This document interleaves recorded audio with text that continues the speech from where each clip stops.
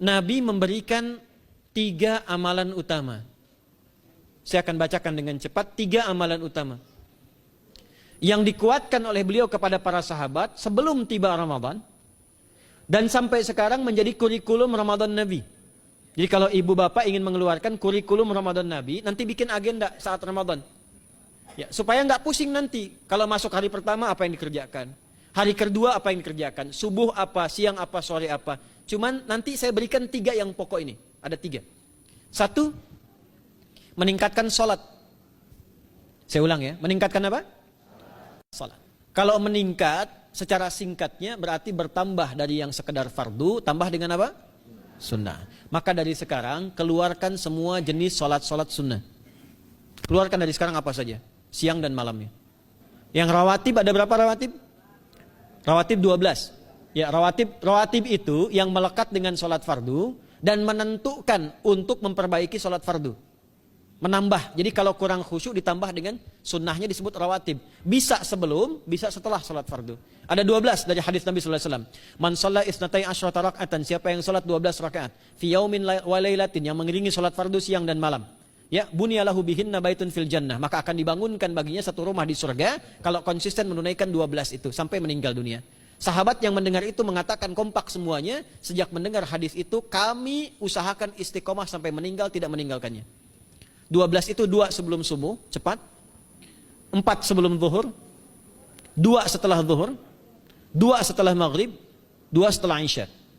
2 rakaat sebelum subuh, 4 rakaat sebelum zuhur. Kalau nggak bisa 4 rakaat, karena terbatas waktunya, boleh 2 rakaat, khusus untuk sebelum zuhur.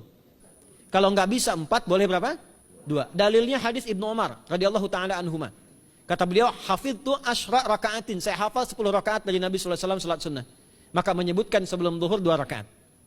Baik, jadi 12 ya, 2 sebelum subuh, 4 sebelum zuhur, 2 setelah zuhur, 2 setelah maghrib, 2 setelah isya. Ini yang disebut dengan rawatib. Jamak dari kata ratib. Di luar ini mutlak. Mutlak ini ada yang berdampingan dengan salat fardu, ada yang terpisah. Contoh yang berdampingan, 4 rakaat sebelum asar. 4 rakaat ini bukan disebut rawatib, tapi salat mutlak. Cuma waktunya berdampingan dengan salat fardu. Jadi dia nggak memengaruhi salat fardu, cuma punya keutamaan sendiri.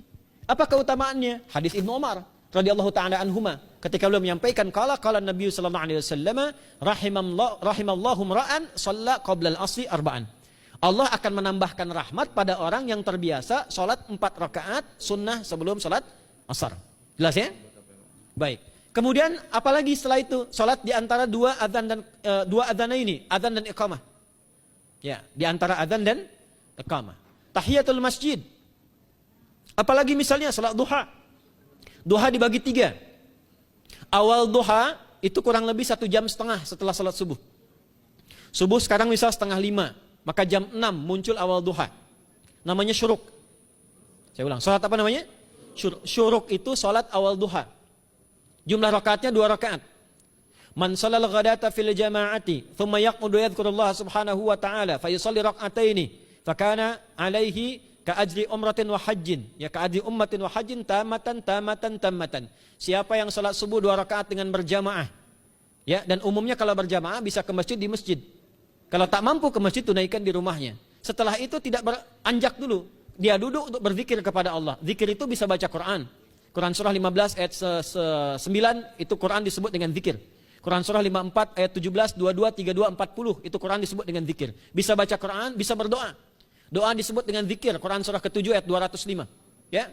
Bisa dengan apa lagi? Bertafakur, ya, mengaji, ta'lim, itu disebut dengan zikir. Ali Imran ayat 190 191. Alladzina yadhkuruna Allaha qiyaman wa qu'udan wa 'ala junubihim wa yatafakkaruna fi khalqis samawati wal ard, ya, disebut dengan zikir. Bisa bertasbih. Zikir pagi petang, kalimat-kalimat thayyibah, ada itu di Quran surah ke-4 ayat 103. Jadi habis salat subuh zikir dulu. Doa dulu, zikir dulu, belajar dulu, tafsir dulu. Setelah itu muncul syuruk. Perjalanannya disebut isyraq, melewati masyrik, 1 tombak bayangan, dia salat 2 rakaat, itu pahala salatnya senilai haji dan umrah.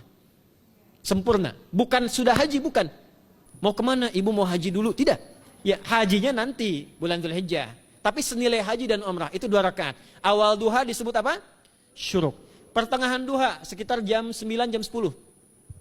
Jumlahnya 2 sampai 4 rakaat. Ya, 2 sampai 4 rakaat. Apa fungsinya? Satu, mengganti seluruh zikir yang ada dalam tubuh kita. Mata berzikir, telinga berzikir, lisan berzikir, bisa diganti dengan 2 rakaat duha. Itu waktunya pertengahan duha. Kurang lebih dari jam 8, 9, 10 lah, kurang lebih 3 jam itu. Ya. Yang kedua, bisa menghambat atau menghentikan, menahan satu musibah umum. Misal ada kebanjiran nih atau macet nih. Orang-orang kena macet. Bapak yang biasa sholat duha pertengahan itu tiba-tiba ditolong oleh Allah, dibebaskan. Tiba-tiba ada orang datang, Pak lewat sini di sana macet. Atau dibimbing ada kontraflow. Itu manfaatnya duha tuh. Yang pertengahan. Yang terakhir adalah akhir duha. Sekitar jam 10 sampai jam 11 menjelang ke zuhur. Ya, akhir duha itu jumlahnya dari 2 bisa 4 sampai 8 rakaat. Di antara manfaatnya bisa mempermudah datangnya rizki dengan izin Allah Subhanahu wa taala ketika ikhtiar. Itu duha. Nanti ke malamnya silahkan tahajud, tingkatkan tarawihnya sampai ditutup dengan witir. Itu salat. 2 yang terakhir saya cepat, 2 yang terakhir adalah banyak berinteraksi dengan Al-Qur'an. Ada 3 caranya. 1, banyak membaca. Itu namanya qiraah.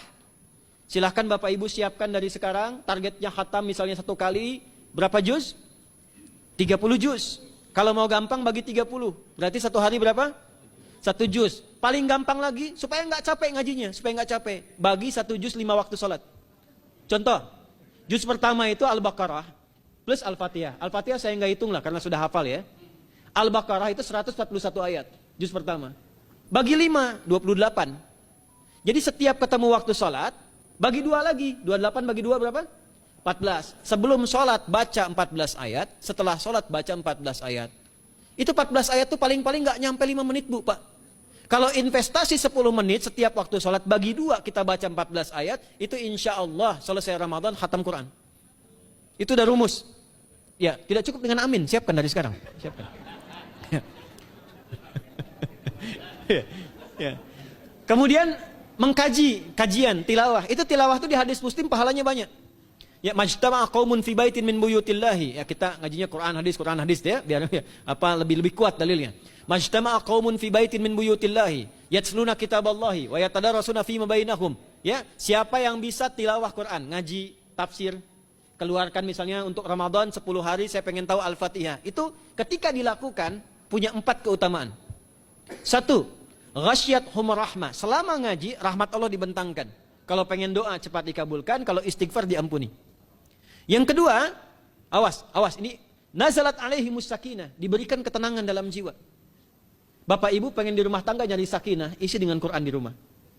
Amalan terakhir infak. Ya, hadisnya dari Ibnu Abbas, Ibnu Abbas radhiyallahu taala anhuma, qala, ya, beliau mengatakan kana Nabi sallallahu alaihi wasallam ajwadan nas wa ajwadu ma yakunu fi Ramadan.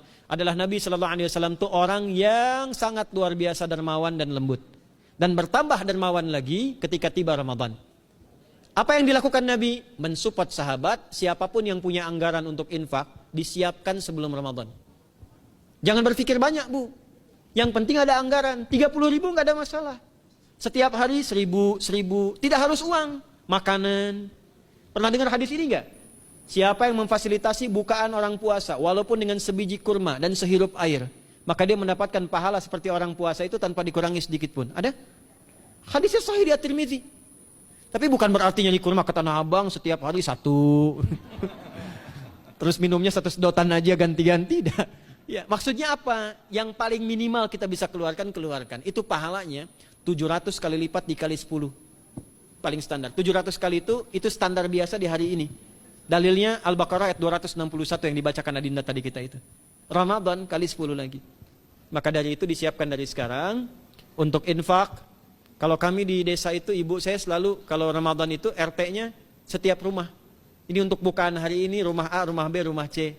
Bukaan besok rumah A, rumah B, rumah C. Boleh tuh di PWM Pak dipraktikkan.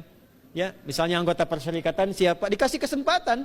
Mungkin nanti yang lain kurmanya, yang ini misalnya jeruknya, yang ini ininya. Setiap ada bukaan ya kirim ke yatimnya, ya kemudian ke pondok-pondok asuhan Muhammadiyah yang tadi disebutkan sekian ribu itu, cari pahala.